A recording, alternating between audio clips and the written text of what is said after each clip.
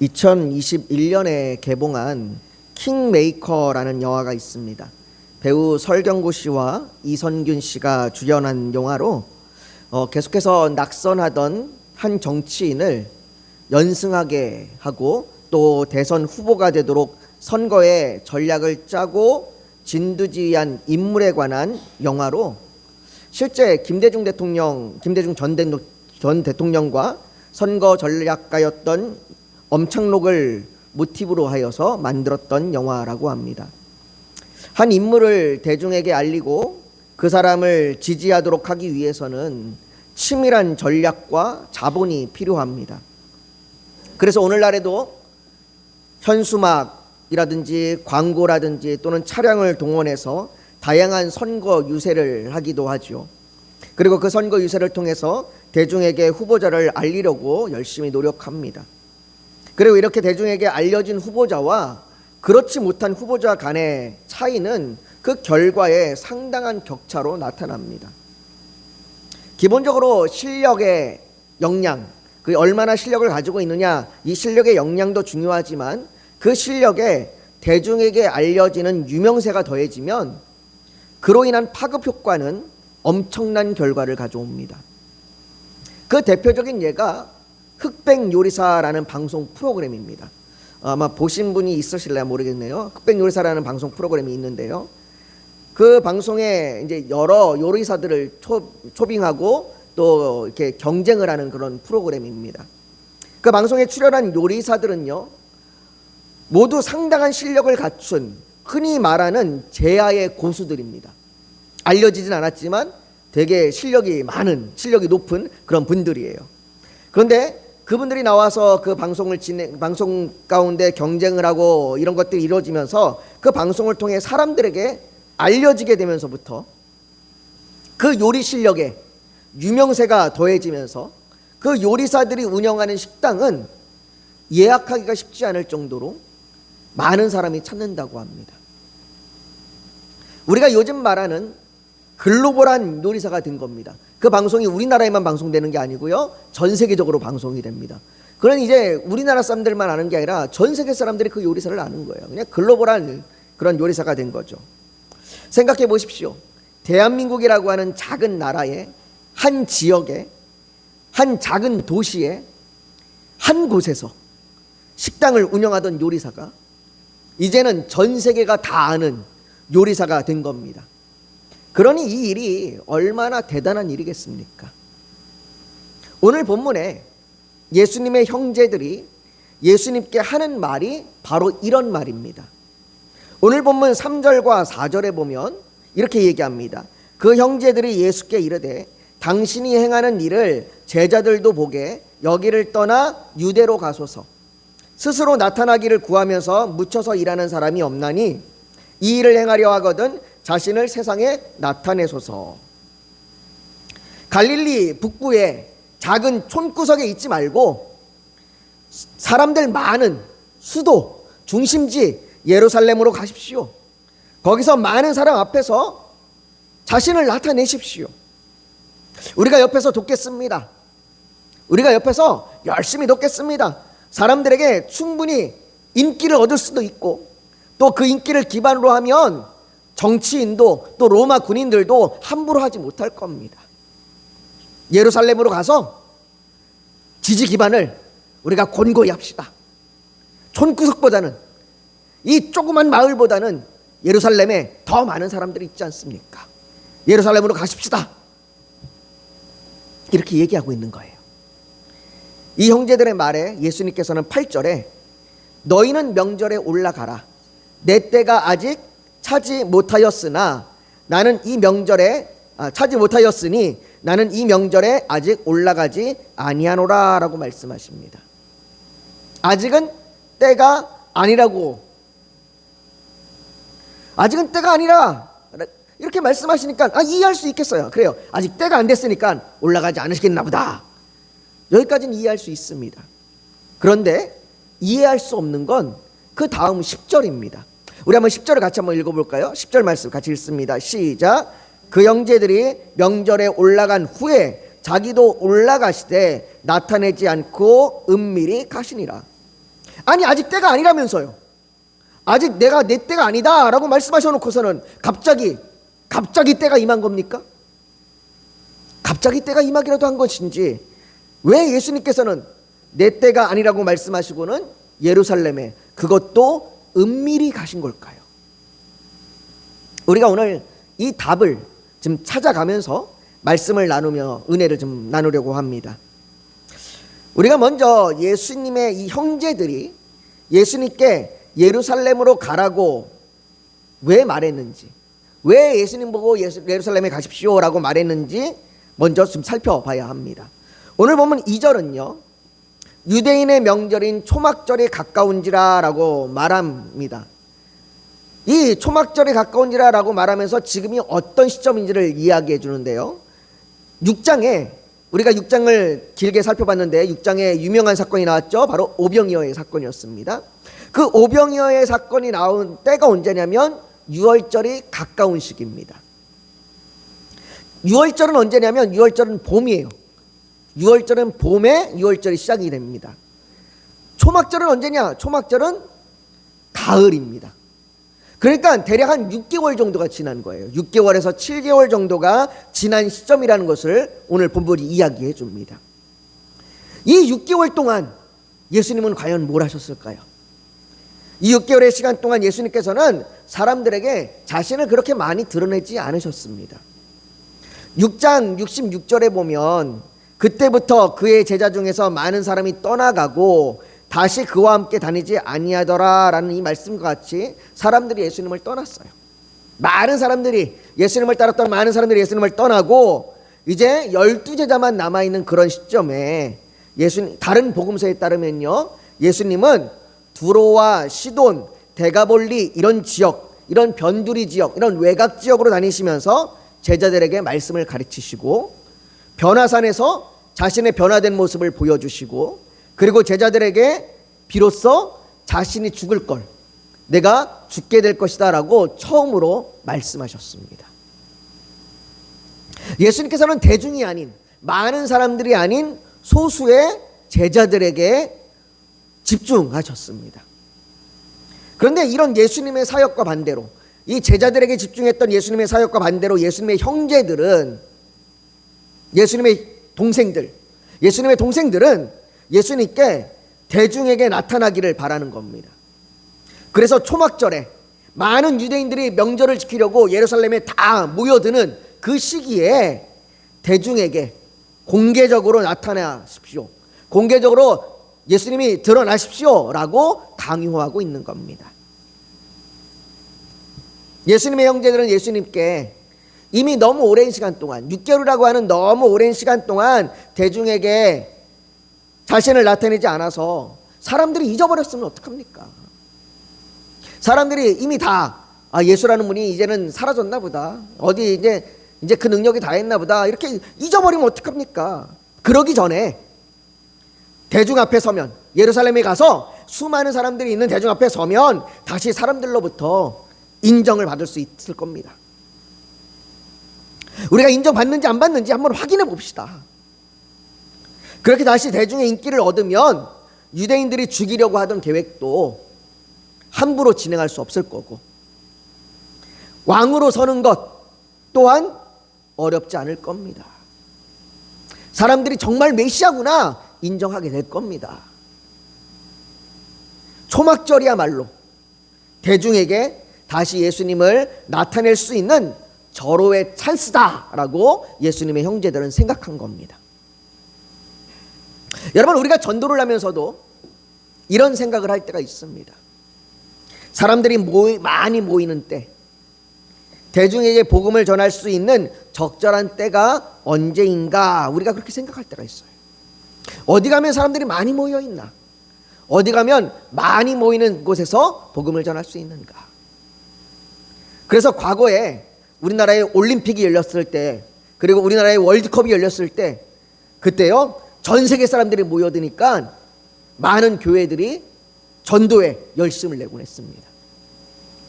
오늘날에도 사람들이 많이 모이는 곳으로 사람들이 찾아갑니다. 역 앞에 찾아가든지 아니면 젊은 청년들이 많이 모이는 홍대라고 하는 곳에 찾아가든지, 아니면 요즘에는 온라인에 사람들이 많이 모이니까 온라인을 이용하기도 합니다. 그곳에서 교회를 세우고 그곳에서 복음을 전합니다. 최근 저기 지방에 있는 시골에 있는 한 교회가 온라인을 통해서 많은 사람들에게 알려지게 되었습니다. 그렇게 많이 알려지게 되면서 사람들이 멀리서도 그 교회를 찾아가는 거예요. 차를 타고 2시간 정도 걸리는데도 그 교회를 찾아갑니다. 찾아가서 얼마나 많은 사람들이 많이 찾아왔든지 주일 예배에 앉을 자리가 부족할 정도로 사람들이 찾아오기 시작했다고 그렇게 얘기합니다.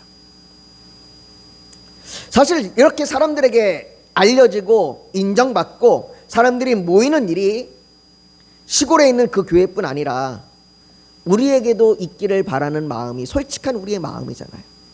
우리도 좀 우리 교회가 좀 알려져서 사람들이 여기에 찾아오고 함께 예배드리고 여기에 가득하면 얼마나 좋겠나, 그런 마음이 솔직히 우리 마음이잖아요. 그런데 이 마음에 조심히 경계할 필요가 있습니다. 우리가 바라는 이 마음이 하나님의 영광을 위한 마음인지 우리를 위한 영광인지 돌아봐야 하는 거예요. 예수님의 형제들이 예수님께 초막절에 사람이 많은 예루살렘으로 올라갑시다 라고 말할 때 그들은 예수님께서 메시아이신 것과 그분이 행하실 사역을 믿지 않았습니다. 그것이 오늘 본문 5절이에요. 오늘 본문 5절을 한번 보실까요? 5절을 한번 같이 읽습니다. 시작. 이는 그 형제들까지도 예수를 믿지 아니함이로라. 5절에 얘기하잖아요. 그 형제들까지도 예수를 믿지 아니함이로라. 예수님께 예루살렘으로 갑시다, 많은 사람들한테 우리를 드러냅시다 라고 얘기하지만 정작 그들은 예수님을 믿지 않아요. 그렇다면 그 형제들이 본인들은 예수를 믿지도 않으면서 왜 예수님께서 예루살렘으로 올라가셔야 한다고, 예수님 예루살렘으로 올라갑시다, 사람들 많은 곳으로 갑시다 라고 이렇게 말하는 이유가 무엇일까요? 예수 그리스도를 통해서 나타나는 하나님의 영광이 아니라 자신들이 바라는 영광 때문이에요. 바로 사람들로부터 받는 칭찬과 인정 말이죠. 여러분, 그것이 마태복음 7장 22절과 23절에 말씀하는 그 말씀의 내용이에요. 22절과 23절에 보면 이렇게 얘기합니다. 그날에 많은 사람이 나더러 이르되 주여 주여 우리가 주의 이름으로 선지자 노릇하며 주의 이름으로 귀신을 쫓아내며 주의 이름으로 많은 권능을 행하지 아니하였나이까 하리니 그때에 내가 그들에게 밝히 말하되 내가 너희를 도무지 알지 못하니 불법을 행하는 자들아 내게서 떠나가라. 주님의 이름을 부르며 사람들이 인정할 만한 대단한 사역과 능력을 행하고도 사람들로부터 대단한 인정을 받아도 그들은 믿음이 없습니다. 그들은 하나님의 영광을 자신의 영광으로 바꾸려는 사람들일 뿐입니다. 그렇게 예수님께서 예수님의 형제들에게 너희는 명절에 올라가라, 내 때가 아직 차지 못하였으니 나는 이 명절에 아직 올라가지 아니하노라 라고 말씀하시는 겁니다. 여기서 말하는 내 때는 단순히 시간상의 어떤 시점을 말하는 것이 아닙니다. 요한복음에서 예수님의 때는 궁극적으로 십자가에서 죽으시고 부활하시며 하나님의 영광을 나타내시는 그 구속의 때를 가리킵니다. 예수님께서는 사람들의 요구, 사람들의 기대, 이것에 따라서 자신의 사역을 결정하지 않으십니다. 예수님께서 사역을 결정하시는 것, 예수님께서 하나님의 일하심을 결정하시는 것은 아버지께서 정하시는 때에 따라 움직이십니다. 그분의 방법, 하나님의 방법과 하나님의 때에 따라 움직이시는 거예요. 그것을 증명하는 것이 오늘 본문 10절입니다. 우리 한번 10절을 다시 한번 읽어볼까요? 10절을 같이 읽습니다. 시작. 그 형제들이 명절에 올라간 후에 자기도 올라가시되 나타내지 않고 은밀히 가시니라. 예수님께서 내 때가 아직 차지 못하였으니 라고 말씀하신 후에 갑자기 지금이 그때다라는 하나님의 말씀이 임해서 예루살렘에 올라가신 것이 아닙니다. 예수님께서는 초막절에 예루살렘에 가시기로 하셨습니다. 그리고 그곳에서 하나님의 말씀을 가르치시고자 하셨습니다. 그런데 예수님은 그의 형제들과 함께 가지 않으시고 은밀히 가셨습니다. 우리가 은밀히 가셨다라고 하는 말을 들으면 아무에게도 들키지 않고 몰래 다녀온 걸 생각합니다. 그래서 너는 구제할 때에 오른손이 하는 것을 왼손이 모르게 하라 라고 말하면 내가 누군가를 섬기는 것, 누군가를 돕는 것을 아무도 모르게 내 이름을 감추고 구제하고, 혹 누가 이걸 알게 돼서 사람들에게 알려지게 되면 절대로 안 되고, 그것이 마치 알려지게 되면 부끄러운 것처럼 생각하기도 하고, 또 우리가 기도할 때도 너는 기도할 때에 내 골방에 들어가 문을 닫고 은밀한 중에 계신 내 아버지께 기도하라 라고 하신 이 말씀이 내가 기도하는 것을 누가 알지 못하게 숨어서 기도하는 것이 더 좋은 기도의 방법이다 라고 생각하기도 합니다. 그러나 은밀하게 라고 하는 말은 그런 말이 아닙니다. 은밀하게 라고 하신 말씀은 아무도 모르게, 절대로 아무도 알아서는 안 되게 감추고 숨기는 그런 것을 말하는 것이 아닙니다. 예수님께서 예루살렘에 은밀히 가셨다고 말하는데요, 은밀히 가셨는데 아무도 몰래 다녀오시지 않으셨습니다. 오늘 본문 뒤에 14절에 보면요, 14절에 이렇게 얘기합니다. 이미 명절의 중간이 되어 예수님께서 성전에 올라가사 가르치시니라. 예수님께서 예루살렘에 가셨는데 아무도 모르게 다녀온 게 아니라 명절 중간쯤 돼서 예수님이 성전에 가십니다. 그리고는 드러내놓고 가르치세요. 이건 은밀한 게 아니잖아요. 이건 남들 다 아는 거잖아요. 근데 왜 은밀하게 라고 말하는 걸까요? 은밀하게 라고 하는 말은 예수님의 형제들이 생각했던 그 절호의 찬스, 사람들에게 최고의 방법으로 잘 포장된 이미지를 만들어 가장 잘 부각할 수 있는 적절한 때, 그 너희의 때에 자신을 나타내지 않으시겠다는 겁니다. 너희가 생각하는 방법, 너희가 생각하는 시기, 너희가 생각하는 이미지, 너희가 생각하는 모습, 그걸로 내가 너희에게 나타내지 않겠다. 예수님은 이 세상 사람들이 요구하는 그런 왕, 그런 메시아로 나타나지 않겠다고 말씀하시는 것이고, 사람들의 박수와 인정을 얻기 위한 방식이 아니라 하나님 아버지께서 정하신 방식과 때를 따라 자신을 나타내셨습니다. 우리도 그러잖아요. 하나님, 우리 교회에서 기도해서 암이 고침받고 서울대 합격하는 학생들이 나오고 이 지역의 아파트 단지가 들어오고 우리 교회에 올렸던 그 영상들 중에 하나가 조회수가 대박이 나서 사람들에게 알려지면 이곳에 많은 사람들이 찾아오지 않겠습니까? 그러면 좋겠습니다. 지금이 적절한 때입니다. 지금 그래야 합니다. 우리도 그렇게 생각할 때가 있습니다. 물론 이런 소망 자체가 잘못된 것은 아닙니다. 이런 소망을 가질 수도 있죠. 그러나 우리는 그때마다, 이런 소망을 가질 때마다 우리의 마음을 살펴야 합니다. 이런 우리의 생각에 예수님께서 너희의 때가 아니라 나의 때, 아무도 알아주지 않고 아무도 인정해주지 않아도 은밀히 보시는 하나님께서 그분의 뜻대로 그 뜻을 나타내신다라고 우리에게 말씀하십니다. 사랑하는 성도 여러분, 오늘 본문을 통해 우리는 두 종류의 때를 발견합니다. 하나는 사람들이 생각하는 때입니다. 사람들이 보기에 가장 좋은 때, 가장 많이 사람들이 모이는 때, 가장 큰 효과를 얻을 수 있는 때, 그게 사람들이 생각하는 때입니다. 그러나 다른 하나는 예수님의 때입니다. 사람들이 보기에는 늦어 보일 수 있고 아무도 알아주지 않는 것처럼 보일 수도 있지만 하나님의 뜻이 이루어지는 때입니다.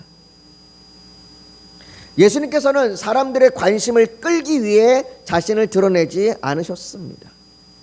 사람들의 인정을 얻기 위해 사역하지 않으셨습니다. 예수님은 아버지께서 정하신 때에 아버지께서 정하신 방법에 따라 사셨습니다. 그리고 마침내 그때가 되었을 때 십자가를 지셨습니다. 사람들이 기도했던 영광의 왕이 아니라, 사람들이 기대했던 승리의 왕이 아니라 십자가에서 자신의 생명을 내어주시는, 마치 패배한 것처럼 보이는 그런 왕으로 자신을 나타내셨습니다. 사랑하는 성도 여러분, 이것이 우리가 예수님을 따라 살아가는 방식이어야 합니다. 우리에게도 너희의 때가 있습니다. 지금이 기회야. 지금 사람들이 알아줘야 해. 지금 결과가 나타나야 해.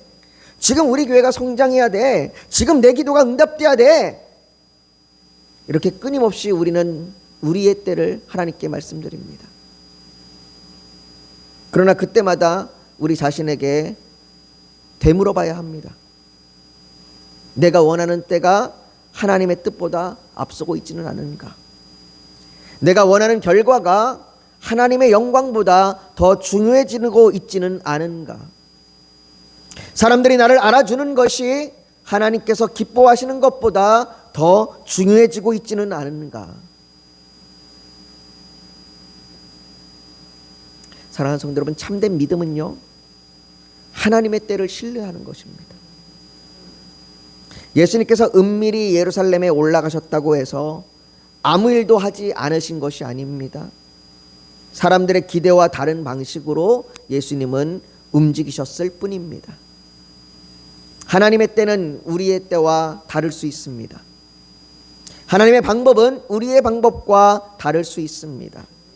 그러나 하나님의 때가 가장 좋은 때이고 하나님의 방법이 가장 선한 방법입니다. 오늘도 우리의 삶에 너희의 때와 나의 때가 충돌할 때가 있습니다. 그때 우리의 뜻을 내려놓고 하나님의 뜻을 신뢰할 수 있기를 소망합니다. 오늘 우리의 삶이 조금 늦어 보이고 아무도 알아주지 않는 것처럼 보일지라도 낙심하지 마십시오. 우리가 하나님의 뜻 안에 있다면 그곳이 우리의 때가 아니라 할지라도 하나님의 때를 기다리는 자리입니다. 너희의 때가 아니라 나의 때, 이 나의 때를 따라 사셨던 예수 그리스도를 바라보며 오늘도 하나님의 때를 신뢰하며 살아가는 저와 여러분들이 되시기를 예수님의 이름으로 축복합니다.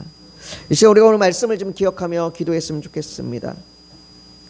여러분, 우리의 현실 앞에 우리는 좀 더 나은 방법, 좀 더 효과적인 방법, 좀 더 사람들에게 잘 알려질 수 있는 방법, 좀 더 정말로 놀라운 일이 일어나는 방법들을 우리는 더 바라고 기대할지도 모르겠습니다.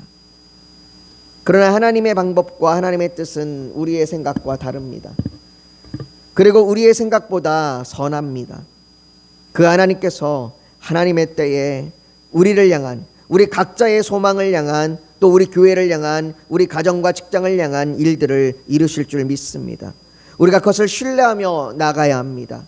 그래서 주님, 우리가 주님의 때를 신뢰하며 오늘도 우리가 살아갈 수 있도록, 우리가 여전히 하나님의 때 가운데 하나님을 의지하며 신뢰하며 주님 앞에 나아갈 수 있도록 우리를 인도해 달라고 우리가 이 시간에 간절히 주님 앞에 우리 주여 한번 부르짖고 같이 기도하며 나아가길 원합니다. 같이 기도하겠습니다. 거룩하신 아버지 하나님, 우리의 믿음의 한 걸음 한 걸음이 하나님의 영광을 위하여 살아가게 하여 주시옵소서. 아버지, 우리는 우리의 영광을 위하여 살아가고자 할 때가 더 많습니다.